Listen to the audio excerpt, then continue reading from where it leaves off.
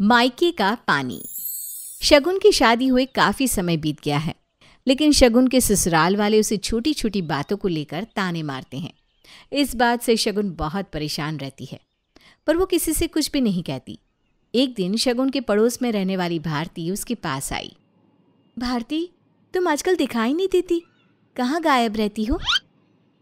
घर पर कोई नहीं रहता तो घर का सारा काम मुझे ही करना पड़ता है। अच्छा तुम ये बताओ, तुम्हारी सास कहाँ है?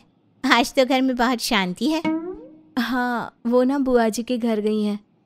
तभी घर में इतनी शांति है। शगुन, तुम पता नहीं क्यों इतना डरती हो अपनी सास से। दिन भर तुम्हें कुछ न कुछ सुनाती रहती है। जब तक तुम उन्हें जवाब देना शुरू नहीं करोगी तब तक वो तुम्हें इसी तरह से सुनाती रहेगी। अरे छोड़ो ना शगुन, तुम भी क्या बातें लेकर बैठ गई। अरे वो बोलती है तो कौन सा उनकी बातें मुझसे चिपक जाती हैं। मैं ना उनकी कोई बात दिल से नहीं लगाती। बहुत सहनशीलता है तुम्हारे अंदर। मैं तो अपनी सगी माँ की इतनी नहीं सुन सकती जितना तुम अपनी सास की सुनती हो। अच्छा चलती हूँ मैं, घर में बहुत काम है। भारती चली जाती है।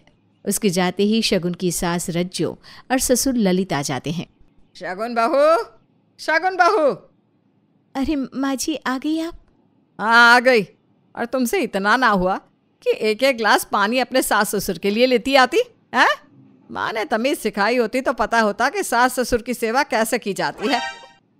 अभी ले आती हूँ माँ जी। कमाल करती हो रज्जो, तुम्हें तो बहू को सुनाने का मौका चाहिए, बस आते ही शुरू हो गई। अरे आराम से बैठो तो सही, सांस तो ले लो। अजी हाँ, ले ली सांस। बस आप ना बहू की कुछ ज़्यादा ही तरफदारी करते हो। अरे बहुओं को थोड़ा दबा कर रखना चाहिए, नहीं तो सर पर चढ़ कर नाचेंगी। तुम भी ना शुक्र करो कि तुम्हारी बहू अच्छी मिली है, तुम्हारी सारी बातें सुन लेती है। अगर थोड़ी टेढ़ी बहू मिलती ना तब पता चलता तुम्हें।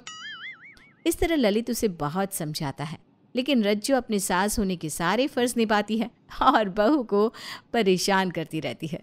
अगले दिन शगुन की माँ कमलेश और पिता विनोद उनके घर पर उनसे मिलने आते हैं। अरे माँ पापा, आप दोनों अचानक कैसे हो? सब ठीक तो है ना? हाँ बेटी, सब ठीक है। तुम्हारी मौसी से मिलने आई थी तो सोचा तुमसे मिल ले। तुम कैसी हो बेटा? मैं ठीक हूँ पापा, आप बैठिए ना, मैं माँ जी और पापा को बता देती हूँ। शगुन अपने सास ससुर को बुला लाती है। तभी शगुन की सास उसके माता पिता को ताना मारते हुए कहती है, बहन जी, भाई साहब, मुझे तो लगा था कि आप चाल चलन वाले लोग हैं, लेकिन आप भी ऐसे ही निकले। बहन जी, ये क्या बोल रही हो आप? ठीक तो बोल रही हूँ। ऐसे बार बार बिना बताए अपनी बेटी के घर आना अच्छी बात है क्या? बहन जी, हम तो 1 साल बाद आए हैं और आप पता नहीं क्या क्या बोल रही हो। बहन जी, हम तो अपनी शगुन की मौसी के घर आए थे तो सोचा अपनी बेटी से भी मिलते चले। बहन जी, एक तो आप सोचते बहुत हो। अरे क्यों सोचते हो इतना? बहन जी, अगर आपको हमारा आना पसंद नहीं तो माफ़ कीजिएगा, अब हम नहीं आएंगे। अरे बस भी करो भाग्यवान, घर आए मेहमानों से ऐसे बात नहीं करते। भाई साहब, बहन जी, इसकी तरफ से मैं आपसे माफ़ी मांगता हूँ। प्लीज़ बैठिए आप। इतने में शगुन चाय नाश्ता लेकर आ जाती है। माँ पापा, ये लीजिए, मैं चाय लेकर आई हूँ आपके लिए। आपको अदरक वाली चाय पसंद है ना माँ, इसलिए अदरक वाली चाय बनाकर लाई हूँ। वाह बहू वाह, शादी को इतने साल हो गए लेकिन तेरे माँ बाप को क्या पसंद है तुझे अभी तक याद है, लेकिन ससुराल में किसे क्या पसंद है वो तो तुझे आज तक नहीं पता। माँ जी, ये बातें बाद में भी हो सकती है ना? क्यों बहू, अभी क्यों नहीं हो सकती? मैंने कोई गलत बात बोली हो तो बता दे। सही में रज्जो, तुम कभी कभी हद कर देती हो। मेहमान घर पर आए हैं और तुम बोले जा रही हो। अरे मैंने कुछ गलत कहा क्या? सही तो बोल रही हूँ। आपको तो मेरी हर बात बुरी लगती है।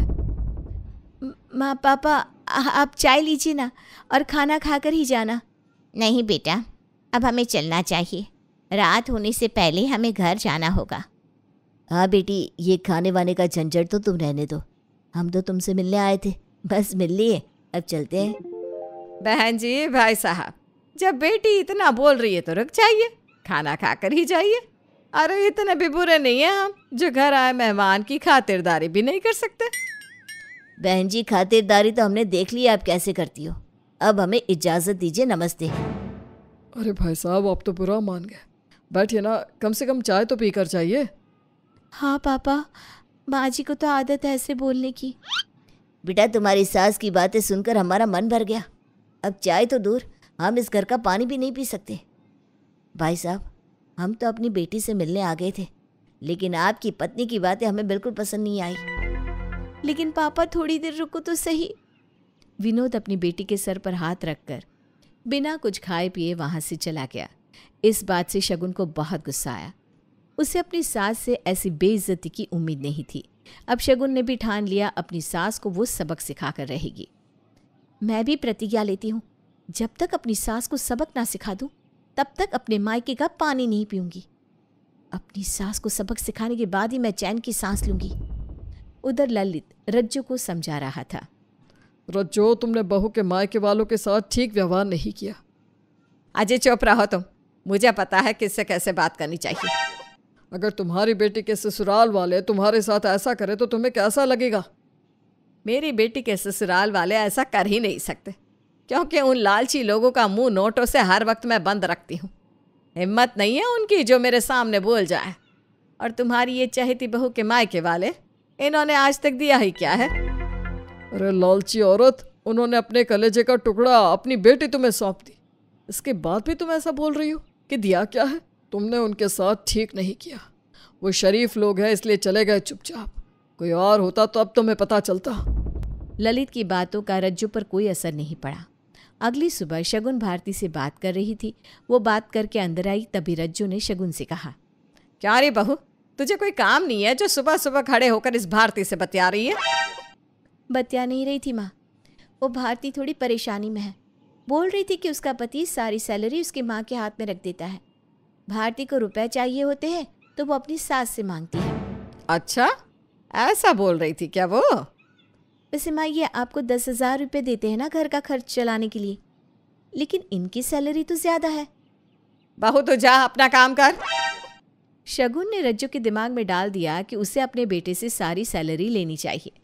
रात को जब उसका बेटा देव घर आया तो रज्जू उसे कहने लगी, बेटा तू मुझे घर खर्च के लिए 10,000 रुपये देता है, लेकिन इतने कम रुपयों में घर का खर्चा नहीं चलता। अरे माँ, आप पापा से भी लेती हो ना। खैर छोड़ो, बताइए क्या चाहिए आपको? मैं 2-4 हज़ार ज़्यादा दे दिया करूँगा। बेटा मैं कोई भिखारन नहीं हूँ, तेरी माँ हूँ। मुझे सारी सैलरी चाहिए तेरी। तू हर महीने अपनी सारी सैलरी मेरे हाथ में रखेगा।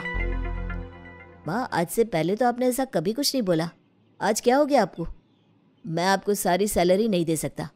मुझे कार की EMI देनी होती है और मेरे अपने भी खर्चे हैं, सेविंग करनी है मुझे अपने भविष्य के लिए। बेटा तुझे क्या लगता है मैं नहीं सेविंग कर सकती? तू ही करेगा सेविंग। अरे मैं अपने साथ नहीं ले जाऊंगी, तुम्हारे लिए ही तो सोच रही हूँ। अब रज्जू और देव में लड़ाई शुरू हो जाती है। इसके बाद देव गुस्से में अपने कमरे में चला जाता है।